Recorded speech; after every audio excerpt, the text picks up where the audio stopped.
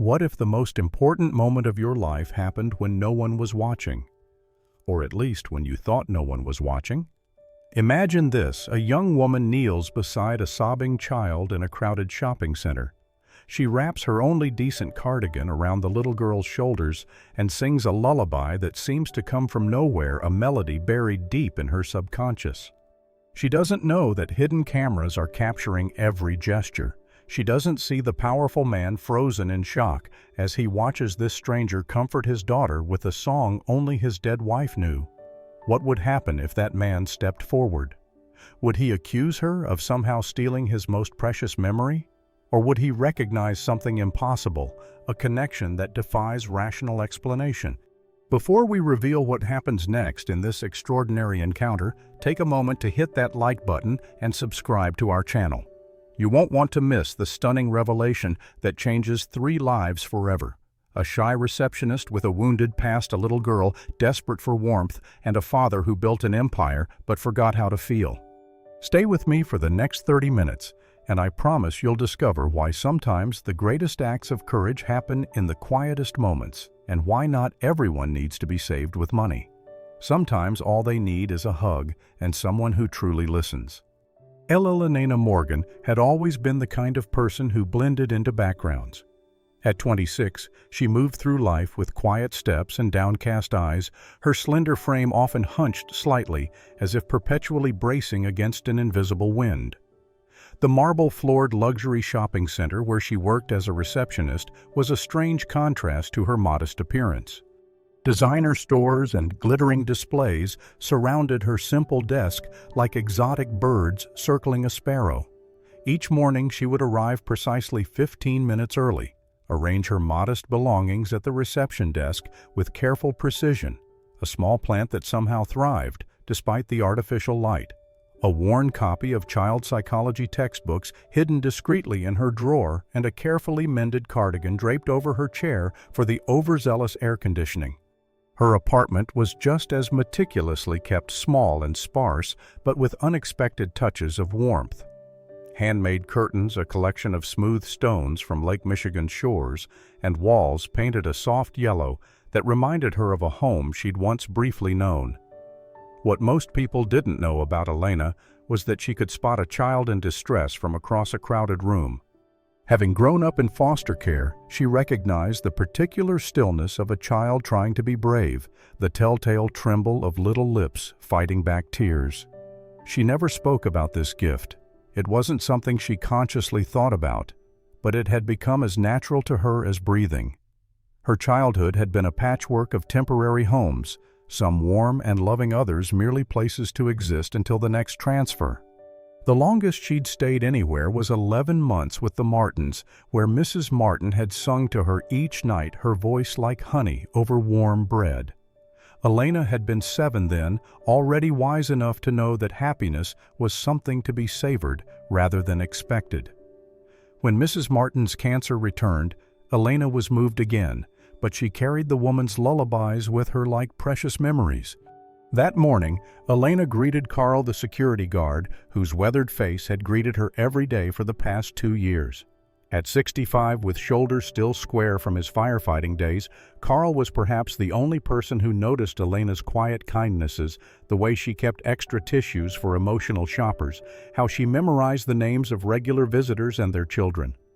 "You're looking especially thoughtful today," he commented, sliding a paper cup of tea across her desk, chamomile with honey, just as she liked it.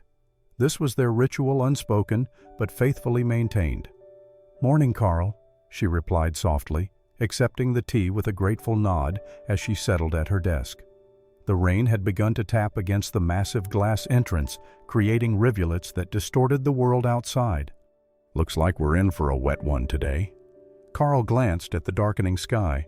"Reminds me of the night I pulled those kids from the apartment fire on Wilson Avenue, rain coming down so hard we could barely see through our masks." He absent-mindedly rubbed his left shoulder, where Elena knew a burn scar stretched across his skin, a story he'd shared during one of their quiet evening shifts. "Weather like this, folks get careless. Keep an eye out for the little ones today, will you? Parents get distracted when they're rushing in from the rain."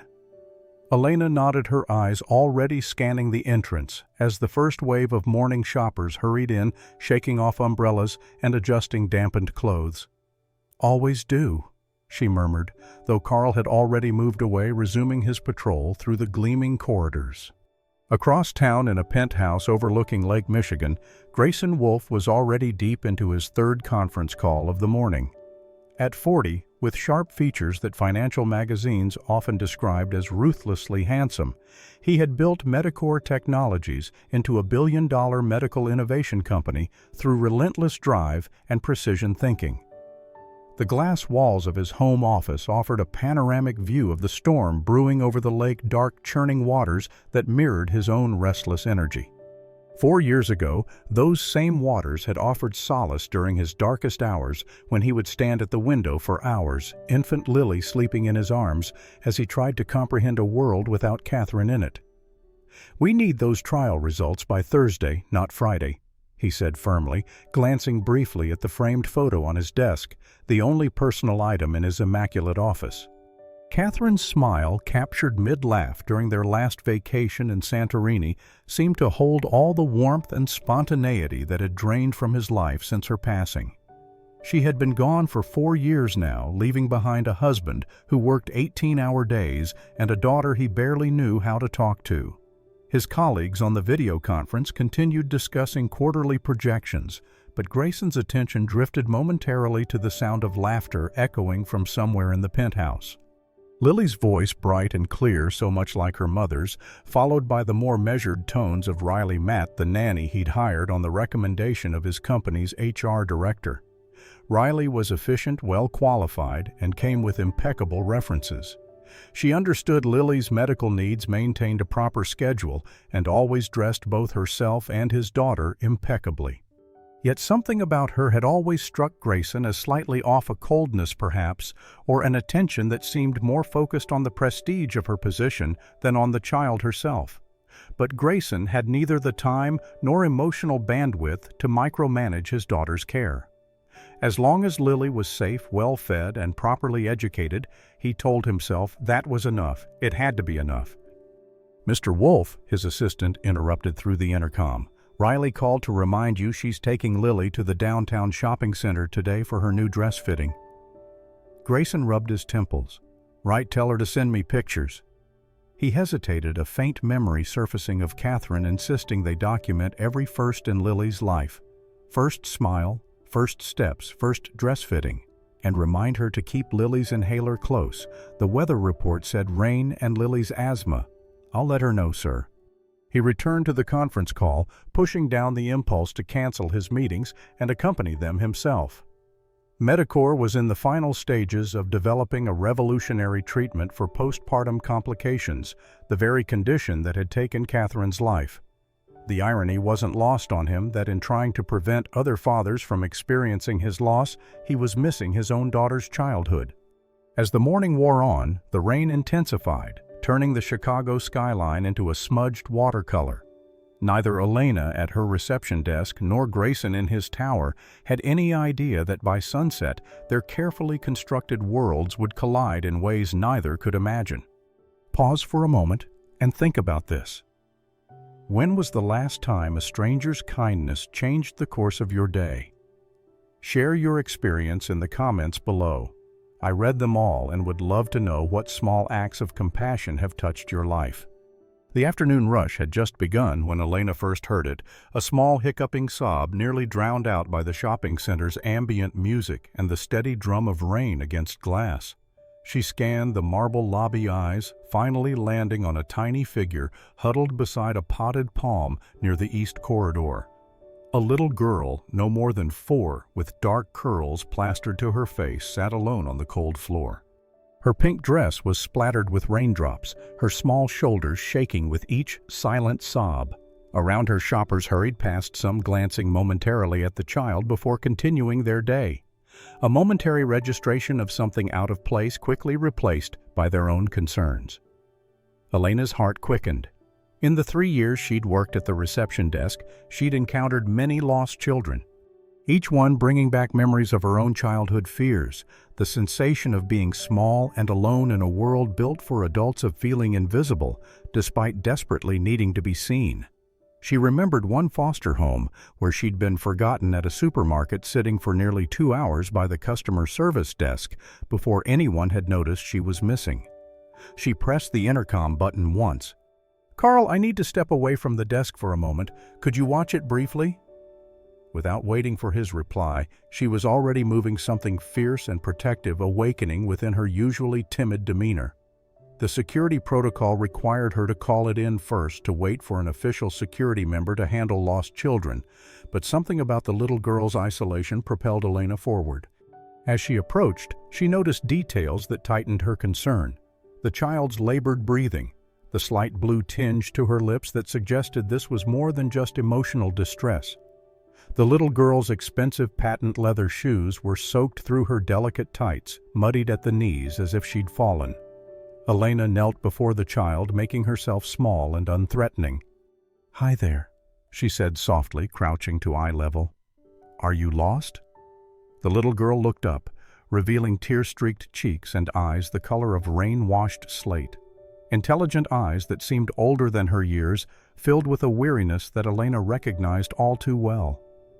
"I can't find Riley," she whispered, her voice catching. "She told me to stay by the plant and not move, but that was a long, long time ago." "Is Riley your mom?" Elena asked gently, already taking note of the child's quickened breathing. The girl shook her head, dark curls bouncing. "She takes care of me for Daddy. She said she just needed to make a phone call." Her lower lip trembled. "I'm cold." A flash of anger surged through Elena, brief but intense. Who leaves a child this young alone in a public space? She pushed the feeling aside, focusing instead on the immediate need. Without a second thought, Elena slipped off her cardigan and wrapped it around the small, shivering shoulders. The soft blue wool, a luxury she'd saved for months to afford, swallowed the child's tiny frame. "My name's Elena. What's yours?" "Lily," came the whispered reply, followed by a sniffle. "Lily Wolf." The name registered somewhere in Elena's mind, something from business magazines or news headlines, but her focus remained on the child. She remembered an article about Chicago's wealthiest families, a profile of an innovative medical technology company founded by someone named Wolf. But those glossy magazine worlds seemed so far removed from this moment, this frightened child who, despite her expensive clothes, was just as vulnerable as any other. "Well, Lily Wolf, you must be very brave sitting here all by yourself." Lily's eyes welled with fresh tears. "I tried to be brave because Daddy says wolf women don't cry." But her voice broke as another sob escaped. Something in those words pierced Elena's heart. How many times had she heard similar sentiments in her various foster homes? Be brave, don't show weakness, and don't be a burden. The expectations placed on children to mask their emotions for adult comfort. It was a cruelty that Elena had sworn never to perpetuate. She opened her arms, offering rather than assuming. "Would you like a hug while we wait for someone to find Riley?"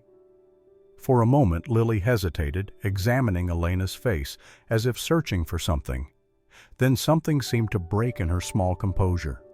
The child practically collapsed against her small arms, wrapping desperately around Elena's neck with such force that it momentarily stole her breath. The connection was instant and visceral, a recognition between two souls who understood what it meant to hold yourself together until someone safe enough came along. Lifting Lily gently, Elena carried her to a nearby bench, all while pressing the security button on her employee badge, a silent alert to Carl. The child's body was cold against hers, her expensive dress doing little to ward off the chill from having sat in the air-conditioned corridor while still damp from the rain. "You're all wet from the rain," Elena murmured, using tissues from her pocket to gently dry Lily's face. She methodically removed the child's sodden shoes and socks, rubbing her tiny feet between her hands to warm them. "Let's get you warmed up." As she worked, Elena noticed Lily's breathing had become increasingly labored, a faint wheeze accompanying each exhale. "I don't feel good," Lily whispered, one small hand moving to her chest. Alarm flickered through Elena. asthma possibly triggered by cold stress or the dampness. "Do you have medicine you take for your breathing?" Lily nodded, her dark curls bobbing against Elena's shoulder. "In Riley's purse." A flash of anger surged through Elena again, stronger this time. Not only had this caretaker abandoned a young child, but she'd taken the child's emergency medication with her. The negligence was staggering. Elena tightened her hold protectively, adjusting Lily against her chest to ease her breathing. Almost without thinking, she began to rock slightly, the gentle, instinctive movement that humans have used to comfort children since the beginning of time. As she rocked, she started to hum a melody that had comforted her in her darkest childhood moments. The soft, lilting tune gradually formed into words, a simple lullaby about raindrops and sunshine and safe harbors in storms. Elena had no memory of where she'd first heard it, perhaps from Mrs. Martin, or maybe she'd created it herself during those long nights in group homes when sleep eluded her. The lyrics spoke of courage in small packages, of finding warmth when the world seemed cold, of being seen when you felt invisible. As Elena sang her normally quiet voice, growing more confident with each note, Lily's breathing gradually eased. The child's rigid body softened against her small fingers, curling into the fabric of Elena's blouse, as if anchoring herself. "That's pretty," Lily whispered when Elena finished the song. "My mommy isn't here anymore. Does your mommy sing to you?" The question, so innocent and direct as only a child's can be, caught Elena off guard. "I didn't have a mom for very long," she answered honestly. "But I had a nice lady who took care of me for a while, and she sang something like this." Lily lifted her head, studying Elena's face with that unnerving perception of the very young. "Did she go away too?" "Yes," Elena said simply. "But I still remember her songs." Lily nodded, accepting this with the straightforward logic of childhood. "I don't remember my mommy's songs. Daddy doesn't sing." As Elena held the child, she was unaware of the security cameras capturing every moment, unaware that on the first floor of the shopping center, standing frozen before a coffee shop security monitor, Grayson Wolfe was watching his daughter in the arms of a stranger, hearing a lullaby he hadn't heard in 4 years. Grayson had come to the shopping center on impulse, canceling his last 2 meetings when something, intuition perhaps, or simple parental anxiety, had urged him to check on Lily's appointment.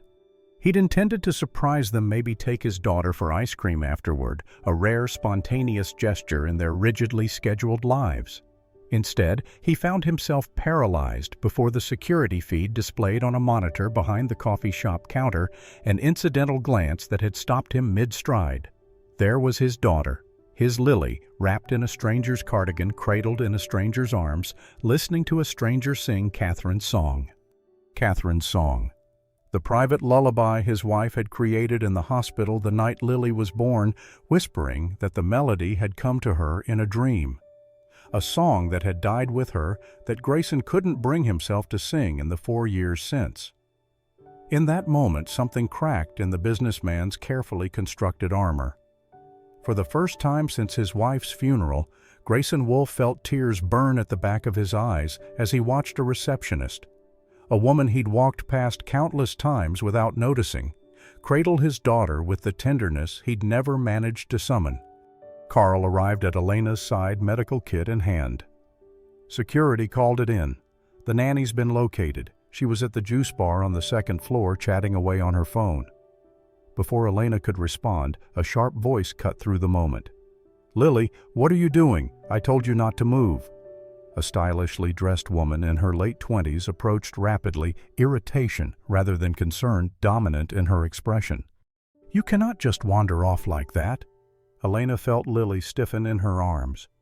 "She didn't wander," Elena said quietly but firmly. "She was exactly where you left her alone for over 15 minutes according to our security footage." Riley's perfectly made-up face flushed.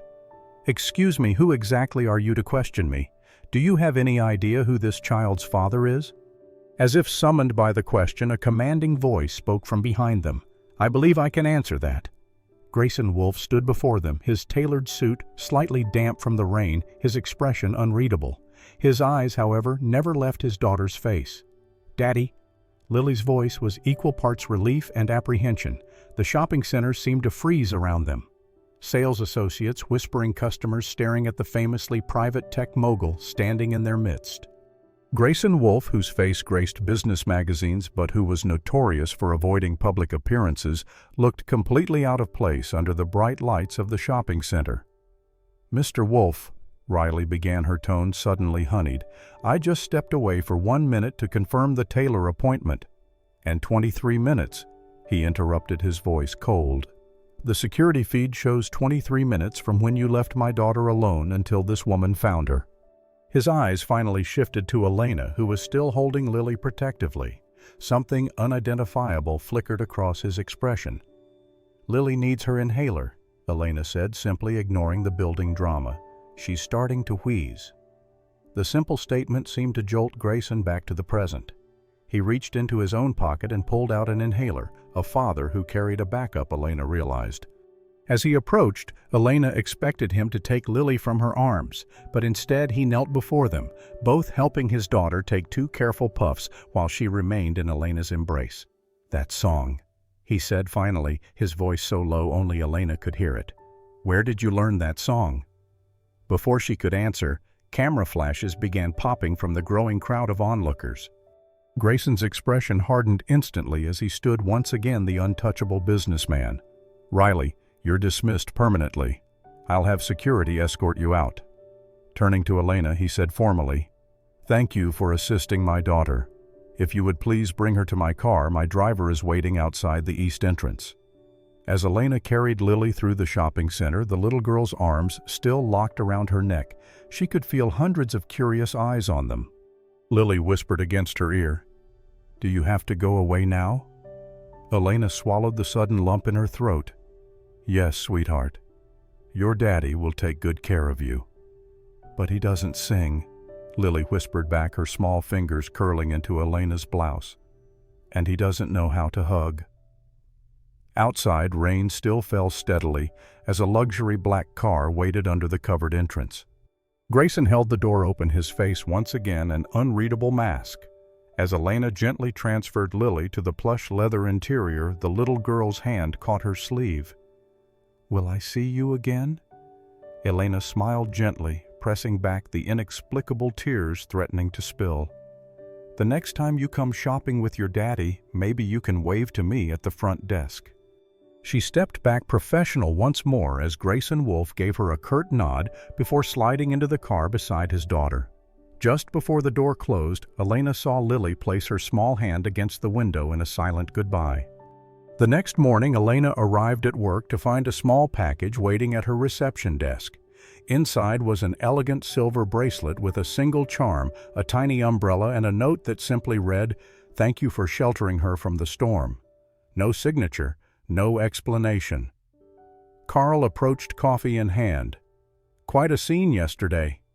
Elena tucked the bracelet into her drawer. "I was just doing what anyone would do." The old security guard's weathered face crinkled with knowing. "No, Elena, that's what you always tell yourself, but it's not what anyone would do. Most people would have called security and kept their distance." He paused. "That's why Riley is furious with you, by the way." Elena looked up sharply. "What do you mean?" "She's been calling management all morning demanding you be fired for overstepping boundaries with a VIP client's child.